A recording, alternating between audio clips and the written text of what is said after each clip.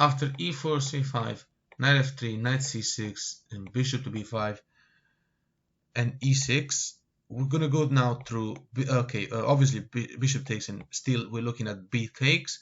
But after e5, in the previous lines we covered d5 and then pawn takes en passant and so on.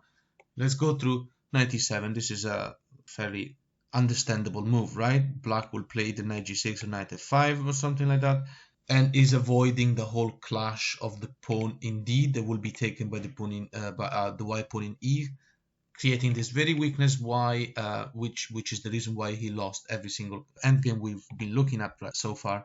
So after knight e7, d3, let's look at two main moves now. How if black, okay, think about it, how is black going to develop the dark square bishop? He can't really play the d pawn, either d6 or d5 will be taken, and this weakness will stay. So in this new lines that we're looking at, black will try to retain the integrity of the pawn structures. Let's look at g6 first of all. Knight b to d2 now, and after bishop to g7, white continues with knight e4, and this knight is a monster. This is already unstoppable. There's too much control over d6. The pawn cannot take the bishop can't take the pawn, and also f6 is not accessible, and the knight is going to sit in d6 forever. What happens after the move knight f5, which makes perfect sense since you are going to attack the square d6. White continues with this amazing move, bishop to g5, finishing development, attacking the queen. And now the move queen to a5 doesn't make sense because white will play c3, and I mean the position is evaluated already like plus 4 or 5, something like that. I forgot. You know, like if black castles, it looks like a normal game, but then knight f6, right? This knight in e4 move was fantastic. Taking here doesn't make sense since black loses forever the control of the square g7. The pawn to g4 to kick away the knight is always going to be an option. And if king moves here, then white continues with the usual plan h4, h5, right? And the idea is to take, right? There's nothing that black can really do to stop that. If black plays h5 himself, I know we skipped a move, but like you get the idea of what's going to happen. Black has no moves. This queen is useless. This bishop is useless. These rooks are useless. So if black, after that move h4, h5, you just play g4, right? And the idea when you get taken, you know, then you can play later. You can play h5 and then take the pawn with a discovered check. If black takes you, then you can take with a check. If black doesn't play h5 but it plays I don't know, anything else, let's just play a random move, either way you're going to play h5. The idea is to take in g6, alright, and then there's going to be an attack of the rook and the knight on h7, and this can never be misplaced. Okay, black can take this knight, but imagine what's going to happen after the bishop takes with the check and then knight g5, then the queen is coming under this line, right? Position here is evaluated like plus 10, I don't know. So let's go and make a recap now. e4, e5, c5, knight f3, knight c6, bishop b5, e6, you take the knight. Pawn takes the b pawn, so e5, and now black plays knight e7. So we're still looking at this move, d3 and g6, right? This is what we're looking at.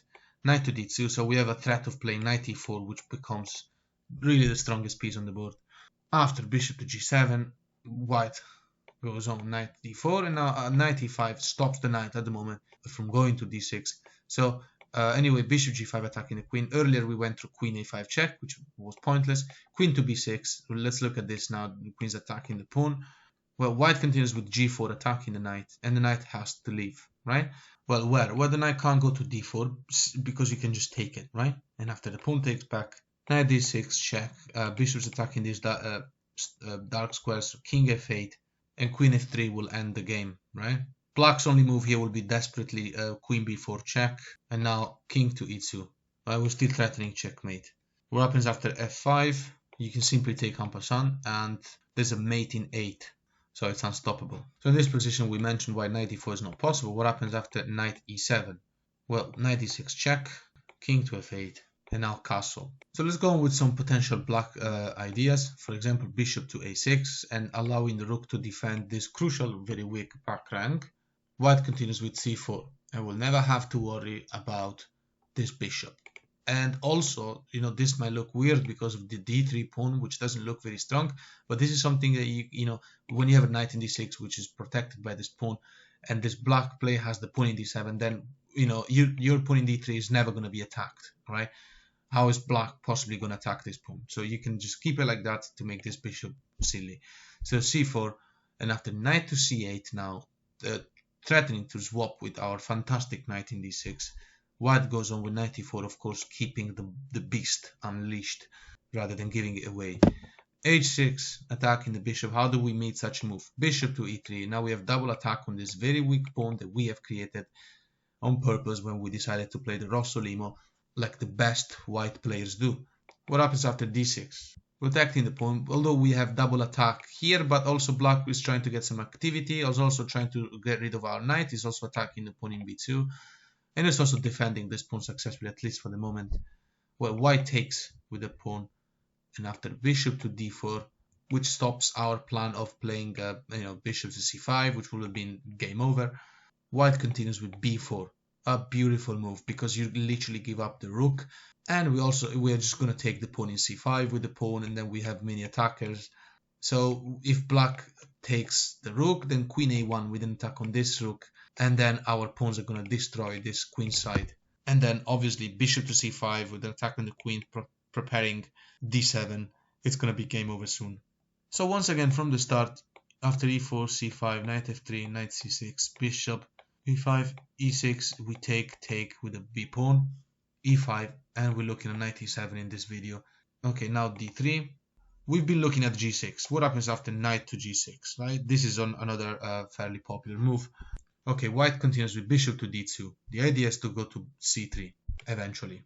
So after bishop e7, this is a type of idea we haven't looked at yet. h4. This is thematic, and also it looks like black is attacking that pawn a lot, but it's actually not able to take it. So it's the best move. It's not a hope move, but like black can't take it, right? Knight takes, for example, right? We've got two defenders and white has two attackers, so it looks like it's a free pawn. But then knight takes, and after bishop takes, queen to g4, there's double attack on the bishop will have to move. We also attack in g7, then the rook is going to take h7, and yeah, it's going to be fantastic, and there's no way for black to stop that from happening. So let's say, for example, g5, then g3, we're also threatening to trap the bishop, so then we win the piece. And so if the bishop just goes back, we destroy black by playing queen to g7, and then we're attacking the rook, so when rook f8, simply knight to c3. We exploit the fact that black will never be able to remove our queen from this square, and also black can't castle queen side. White now has a plan of playing knight to e4, rook takes pawn in h7, and then knight to f6 with check. And after the bishop takes and then pawn takes back, then the pawn will be crucially controlling the 7th rank, and we can sacrifice the rook. So let's make an example. These are the moves that will go on. This is all unstoppable. Knight e4, then rook h7. Yeah, of course, we don't get to play 2 moves in a row, 3 moves in a row, but I'm just showing the plan. Knight f6, check, only move it, take, and then it's unstoppable. You're just going to take the rook, king takes, and then checkmate. So in this situation then, in here, h4, we know that it cannot be taken. What happens though if black takes it with the bishop? This looks different because after knight takes and knight takes, it looks like if we play queen g4, the knight can go to g6, and we don't have anything. But in this case, the best move is queen to h5, still doing the same as before, right? We're doubling the attack on the piece that took the h pawn. So after knight to g6, white continues with knight to c3. And yes, we have given up a pawn, but now we have this tremendous attack on the king file, king side, meaning that the black player cannot castle, because if we were to castle, we'd checkmate straight away. White, after knight c3, is threatening to play knight e4, and this cannot be stopped.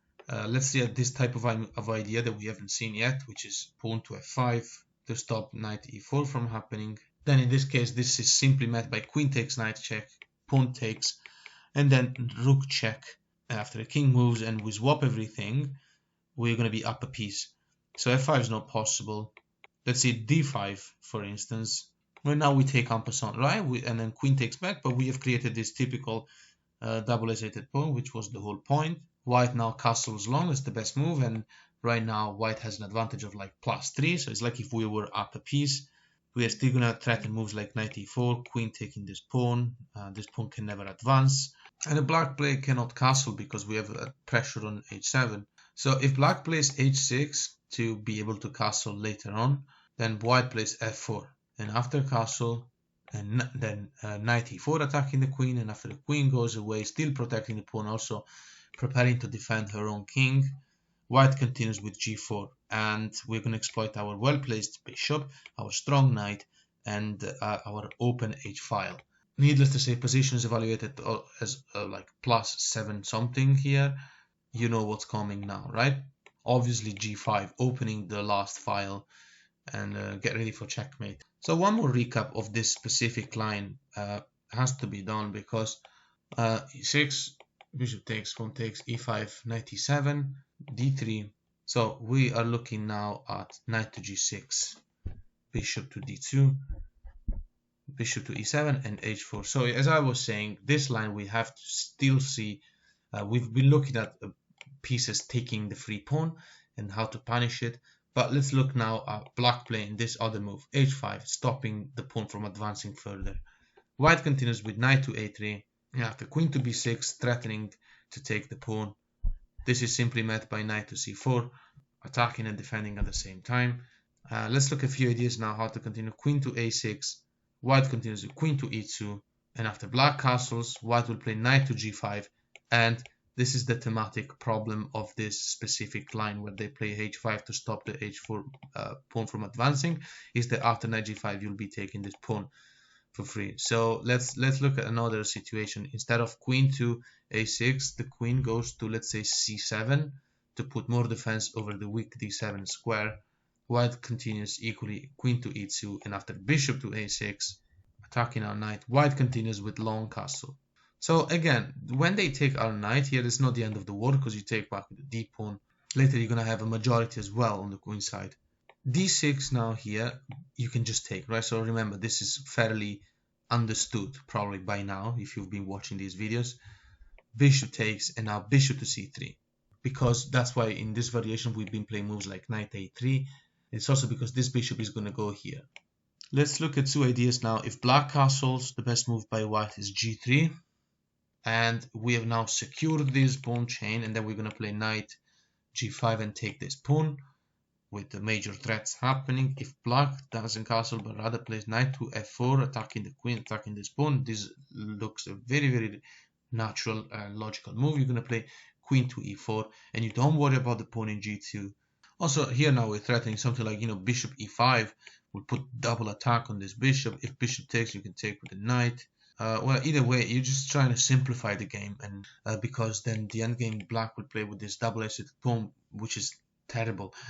If black takes this pawn in g2, there's a tactic here. You take the bishop, and black's got no division zook, so after queen takes, knight to e5, now you are threatening to take the knight on g2, and that knight is also trapped, by the way. So there's nothing here. If black plays f6 too, since he knows he's going to lose a piece, and he's like, okay, you can take my knight, then I'll take your knight, then here you can just play queen check. And there's nothing here. King f8 runs into checkmate. King can't go to d7. King to e7, then you got a threat of taking the pawn, and then you can take the rook when the king goes on the back rank. King to d8, you've got a fork. So that's it.